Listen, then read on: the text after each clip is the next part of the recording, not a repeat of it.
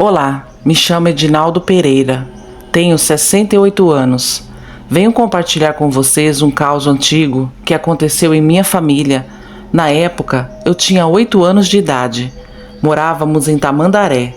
Desde a época que ali era só praia selvagem, poucos habitantes espalhados aqui e acolá, e na cidade vizinha a mesma coisa. Só depois de muitos anos é que Tamandaré se emancipou, virando de fato um município. Mas na época desse acontecimento que irei narrar, ali era um pedaço do paraíso esquecido. Éramos muito pobres, como quase todos daquela época. Vivíamos de pesca, em casinhas precárias feitas de barro, embrenhadas nas quiçaças. No pedaço de terra onde morávamos era quase que uma colônia, por assim dizer, pois havia mais de 6 famílias que moravam ali também. Todo mundo se conhecia e se ajudava, pois não tinha ninguém por nós. Então era quase que uma grande família, compartilhávamos tudo. Na minha casa morava eu, mais 2 irmãos e meus pais. Naquela época, não se falava de criança estudar, e se falavam, eram nas cidades. Ali não era cidade. Então passávamos o dia todo ajudando nosso pai na pescaria. À noite, nos reuníamos com os outros vizinhos e compartilhávamos de peixes assados, cuscuz, café, muita conversa até altas horas, pois ali não tinha nada. Energia elétrica, TV, rádio, nem sonhávamos com isso. Passamos um bom tempo ali em harmonia, até que um povo que morava um pouco distante ali de nós vieram nos contar que para as bandas de onde eles moravam começou a aparecer um bicho estranho nas madrugadas. Eles contavam assustados, dizendo que pegadas enormes foram vistas nas areias da praia. Cachorros foram encontrados degolados ou com suas vísceras expostas. Os mais velhos acharam estranho esses relatos, pois morando ali há tanto tempo, nunca tinham visto nada. Mas enfim, ficaram todos em alerta, pois onde há fumaça, há fogo. Passou-se mais uns 3 dias, chegou uma família na nossa porta, de mala e cuia. Lembro de ouvir meus pais conversando com eles, meio que cochichando. Fiquei ouvindo por ali, e o homem com um olhar aterrorizado contava a meu pai. Homem do céu, te juro por tudo que é mais sagrado, eu saí para fora e vi aquele bicho enorme acocorado no terreiro. Ele enfiava as unhas na barriga do cachorro e puxava as tripas do bichinho para fora e enfiava tudo na boca. Eu não volto mais para lá, aquilo é arte do cão. Já deixei todo mundo lá avisado. Só me dê estadia por uns 2 dias aqui com vocês, que daqui eu seguirei viagem com minha família para mais longe. Meus pais ouviam tudo isso com as mãos na boca. Eu corri para contar para meus irmãos, que ficaram tão assombrados quanto eu. Aquela família permaneceu ali conosco até mais que 2 dias. À noite, nas rodas de conversa, eles repetiam e repetiam esse caso para todos ouvirem. As mulheres já queriam abandonar o lugar e ir embora, mas os homens diziam que não, que deveriam se armar e se preparar, pois, se esse bicho viesse nos atacar, estaríamos preparados. Passou mais uns 2 dias, aquela família seguiu seu rumo e continuamos vivendo normalmente. Até que um dia cedinho, era por volta de umas 5 horas da manhã, acordamos com alguém batendo forte na nossa porta. Acorda, Tião! Tião era meu pai. Ô Tião, acorda, homem, acorda! Meu pai abriu a porta e era seu Jerônimo e seus filhos, que foram logo falando. Bom dia, Tião. Homem, venha ver que coisa esquisita perto dos barcos. Eu não tô acreditando nisso. Meu pai limpou os olhos e saiu vestindo sua camisa. Eu levantei e fui atrás, era muito curioso. Conforme íamos andando em direção aos barcos, víamos umas pegadas muito grandes na areia. Não parecia pé de homem e nem pé de animal. Era grande demais e parecia ter unhas enormes. Fomos seguindo as pegadas e elas acabavam justamente no barco de seu Jerônimo. O barco estava todo revirado, bagunçado e fedendo muito a podre. Parecia que algo podre havia dormido lá dentro. As famílias se reuniram e combinaram de fazer tocaia para descobrir o que era aquilo.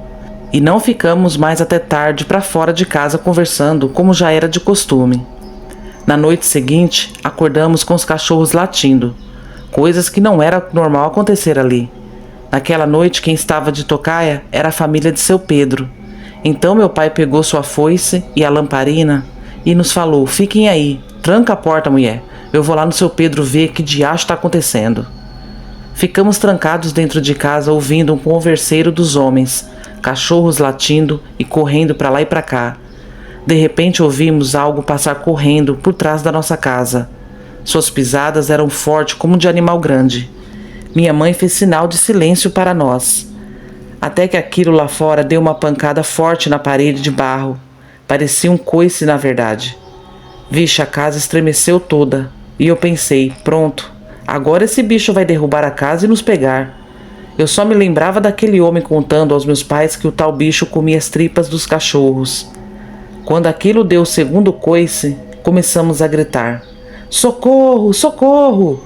Minha mãe, no desespero, abriu a porta da frente e nos disse: corram, meninos! Saímos correndo no meio daquela escuridão que só a lua clareava. Saímos correndo para a casa de seu Pedro, pois sabia que meu pai estava lá. Encontramos ele e os outros homens vindo de encontro. E minha mãe falou: o bicho está atrás de casa, ele está atrás de casa. Os homens saíram correndo para lá e nós para a casa de seu Pedro. Sua família nos acolheu e trancou as portas. Minhas pernas tremiam de medo. Só escutávamos os homens correndo e gritando: eu vi, ele tá ali! Não, ele tá aqui, ele tá ali! Eu sei que rondaram a noite toda e não pegaram esse bicho. No dia seguinte achamos mais pegadas que só terminavam nos barcos, e dessa vez terminava no barco do meu pai. Atrás das casas também muitas marcas de pegadas. Os homens começaram a achar que era algo tentando nos assustar para nos expulsar dali. Mas essa tese caiu por terra na noite seguinte. Era a noite da nossa família ficar de tocaia. Minha mãe fez um bule de café e um cuscuz, e passamos a noite ali sentados no chão da cozinha, com a porta entreaberta, em silêncio, tentando ouvir algum barulho diferente lá fora. Meu pai não desgrudava da foice e do facão por um minuto, e sempre tragando seu cigarrinho de palha. Eu e meus irmãos chegamos a cochilar um pouco, e acordamos com meu pai entrando dentro de casa correndo e batendo a porta. Minha mãe correndo com uma das cadeiras velhas na mão e eles ajeitando essas cadeiras e a mesa contra a porta. E eu perguntei: o que foi, mãe? O que foi? O que está acontecendo? E meu pai, respirando ofegante, cochichou: eu vi ele tá lá fora, tá lá fora. Sua fala foi interrompida por uma pancada forte na parede. Começamos a gritar de pavor e meu pai pedia silêncio, mas o medo era tanto que não dava para fingir que nada estava acontecendo. Aquilo deu 3 pancadas fortes na parede e saiu correndo. Logo os outros vizinhos chegaram para nos ajudar. Seu Jerônimo viu o bicho correndo em direção aos barcos, então corremos todos para lá. Mas misteriosamente o bicho lá sumiu. Não era possível que teria entrado dentro do mar. Todos ficaram sem entender. Andaram muito por ali, mas nem sinal. De fato, as pegadas terminavam no barco do meu pai. Mas onde aquele lobisomem haveria se escondido? Nas noites seguintes, aquele lobisomem continuava a aparecer. Corriam atrás dele e nada. Então começou o falatório. Diziam que meu pai acobertava a fera, pois as pegadas só iam para o barco do meu pai. Mas isso não era verdade. Meu pai nunca deu motivos para desconfiarmos dele, e ele também tinha interesse de expulsar aquela fera dali.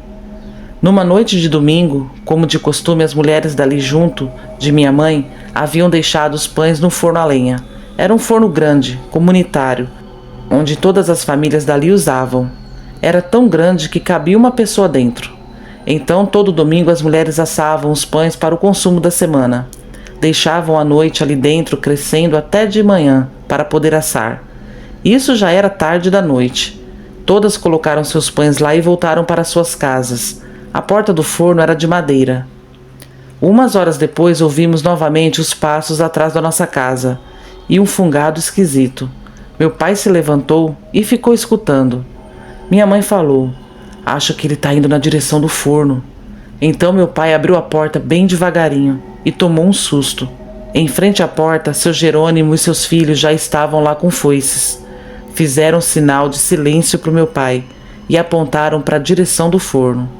Eu, que não largava meu pai por nada, estava ali, agarrado na camisa dele, olhando também.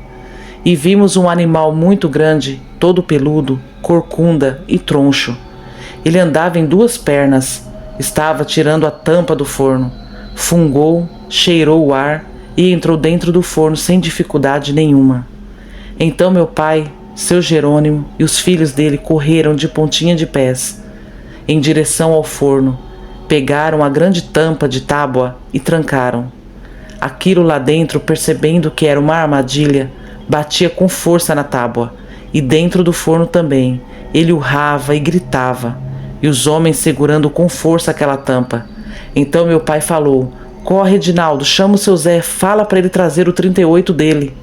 Eu saí em disparada gritando: seu Zé, corre, o lobisomem tá no forno, pai mandou o senhor levar o 38. Seu Zé pegou a arma e voltamos correndo para lá. De longe vimos os homens brigando e gritando. E seu Zé falou: "Edinaldo, vai para sua casa." Mas eu não fui. Fiquei ao longe vendo tudo aquilo. A fera tinha conseguido sair do forno e estava cercada pelos homens. Aparentemente ela não teve defesa, pois apesar de ser de grande porte, eram 5 homens com foice e facão. Eu podia escutar os gritos daquilo, e que gritos assustadores! Aquilo urrava, era a coisa mais horrível. Escutei seu Zé falando alto: "Chega, gente, chega, parem, chega!" O lobisomem continuava urrando e agonizando. Minutos depois escutei um tiro, seguido do silêncio. Corri para lá então, queria ver esse ser de perto, mas preferia não ter visto nada. Na areia caído, aquela fera que era tão grande que dava pavor. Seu rosto era igual de um cachorro, seus braços longos pareciam ser de humano, suas pernas eram tortas, seus dedos tinham unhas grandes. Aquilo morreu de olho aberto, olho amarelo igual ao sol. Estava muito machucado, todo retalhado de foice, facão e um buraco na testa do tiro que levou. Eu fiquei em estado de choque com aquela cena. Saí de lá carregado por meu pai. Só quem já viu um ser desses de verdade sabe o que eu estou falando. Eu, na época, com 8 anos apenas, imagine o choque. Fiquei meses sem falar. Eu ouvia tudo o que falavam comigo. Tinha vontade de responder, mas por causa de algum bloqueio eu não falava mais. Minha mãe sofreu muito cuidando de mim. Até para comer eu precisava de ajuda. Meus pais pensavam que eu tinha ficado surdo e mudo, de tanto susto que eu levei, mas eu ainda podia ouvir o que eles conversavam. E ouvi meu pai contando para minha mãe que o lobisomem era o homem que havia se hospedado na nossa casa com sua família, que jogaram o corpo dele no mar. Aparentemente, ele era o tal lobisomem de sina, que dizem que não atacam ninguém, mas eu não posso afirmar isso, pois só o fato de ter uma fera sobrenatural rondando sua casa é o suficiente para temer, independente se for atacado ou não. Esse caso marcou minha família até hoje. Há quem não acredite, mas nós sabemos o que passamos. Obrigado e boa noite. Bom, gente, esse foi o relato de hoje. Se vocês gostaram, se inscrevam no canal, deixem seu like e compartilhem. Até a próxima.